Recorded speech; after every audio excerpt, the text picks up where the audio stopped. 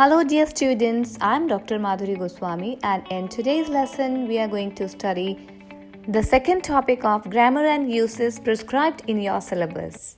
That's transformation of sentences. Well, what's the meaning of transformation? Transformation is a process of changing something. It's a process of altering something. Here, in the case of English grammar, the transformation of sentences means the sentences can be transformed into different form without changing the meaning of the sentence. Please pay attention to the point that the transformation of the sentences is without changing the meaning of the sentence. There is a change in the form of the sentence.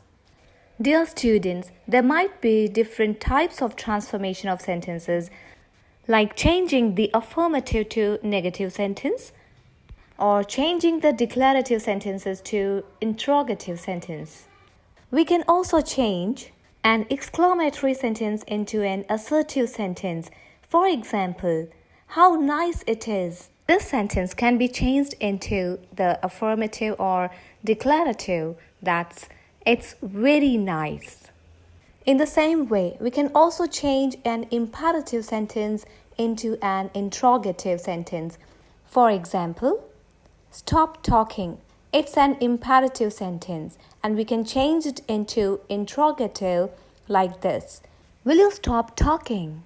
Dear students, we have already discussed what are kinds of sentences, and in that lesson we have discussed what's an affirmative or declarative sentence, what's an interrogative, what's imperative, and what is an exclamatory sentence. So please revise that lesson. Another kind of transformation of sentences is the interchange of the degrees of comparison. We can also transform simple sentences into complex or compound sentences. Let me tell you in brief about these three types of sentences: simple sentence, compound sentence, and complex sentence.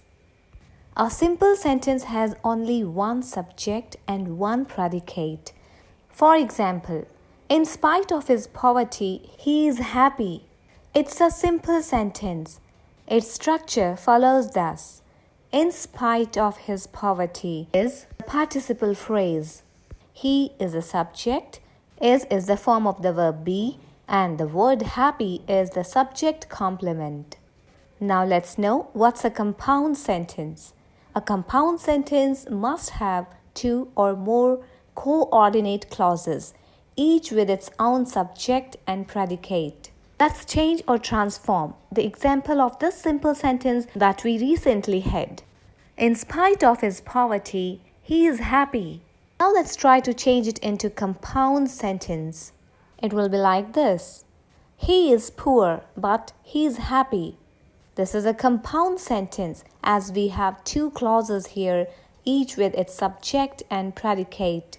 Here we change the participle phrase in spite of his poverty into the clause he is poor and connected it to the original clause with the coordinating conjunction but. Thus, a simple sentence can be converted or transformed into a compound sentence by expanding a word or a phrase into a clause and by using the coordinating conjunction to connect the clauses. In the same way, we can convert a compound sentence into a simple sentence by reducing the number of clauses into one. For example, you must take your medicine, otherwise you cannot get well. This is a compound sentence. Let's change it into a simple sentence. You must take your medicine in order to get well. It's a simple sentence. Likewise, a simple sentence can be converted into a complex sentence by expanding a word or phrase into a subordinate clause, which can be a noun clause, an adjective clause, or an adverb clause. Let's look at the example. He liked my suggestion. This is a simple sentence. Let's change it into a complex sentence. It will be like this. He liked what I suggested. Dear students, if you want to know more about these three types of sentences, simple, compound, and complex sentences? Let me know in the comment section. I'll prepare another video lesson where we can explore more about these sentences. In this category of transformation of sentences, there are two topics, and they are really important because they have been prescribed for study in your syllabus. That has been prescribed by the University of Rajasthan for the students of BA, BCom, BSc Part 1. These two grammar topics are active and passive voice and direct and indirect speech. When we say transformation of sentences, generally students get the point that there are only transformation from simple to compound or complex, or from compound to complex or compound to simple, or from complex to simple or compound sentences. Is it confusing? Don't worry, just remember that there are different types of transformation of sentences in English. And in your syllabus, we have direct and indirect speech and active and passive voice. Let me give you a brief explanation of active and passive voice. What is the active voice? Active voice is a form of the verb, which means that the action is performed by the subject. For example, they invited me to their housewarming party. Now, compare it with passive voice. I was invited to their housewarming party. Do you notice the difference? The first sentence is in the active voice, as the subject acts upon the verb linked to it within the sentence.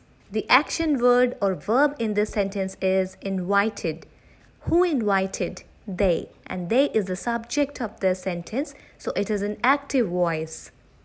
You might think of active voice in this way. In the active voice, the subject of the sentence will perform the action of the verb. When using the active voice, our sentence will be clear, strong, and direct. Hence, this being the preferred voice of the language. In the passive voice, the subject receives the action. As in the example, I was invited to their housewarming party. In this sentence, the subject receives the action. It is not the doer, it does not act, rather it is acted upon. So the subject of this sentence is passive, so the voice of this sentence is passive voice. In the question paper, you would be asked to change the voice of the sentence. It might be the active voice or it might be in the passive voice. If it is an active voice, you are supposed to change it into passive voice. If it is in passive voice, you would be supposed to change it into the active voice. The second type in your syllabus under the title of the transformation of sentences is the direct and indirect speech. It's also known as the reported speech, the direct and indirect narration. Well, let's know in brief what is the direct and indirect speech. In the simplest term, we can say the indirect speech is a means of expressing the content of statements, questions, or other utterances without quoting them explicitly, as is done in the direct speech. For example, he said, I'm coming. It is the direct speech, whereas he said that he was coming. It is the indirect speech. The direct speech is the quoted words of the speaker, whereas the indirect speech is the words of the speaker are transferred to another person by the listener. This is the indirect speech. Let's understand it by a context. Just imagine, there is a friend of yours and he or she says something to you, and when you convey that information to another person, that is the indirect speech. And what your friend says directly, that is the direct speech, because it comes directly from the speaker. Dear students, now these topics are really important and we will study these topics in detail with examples, and we will come to know all the rules, how to change from the active to passive voice and from the direct to the indirect speech in the next lessons. So now at the end of this lesson, I hope we have achieved our goal, that was to understand, to know, to comprehend the transformation of sentences in English. We have seen various examples of the types of transformation of sentences. If you have any doubt, please ask in the comment section and be ready for the next lessons. Thank you for joining. Happy learning.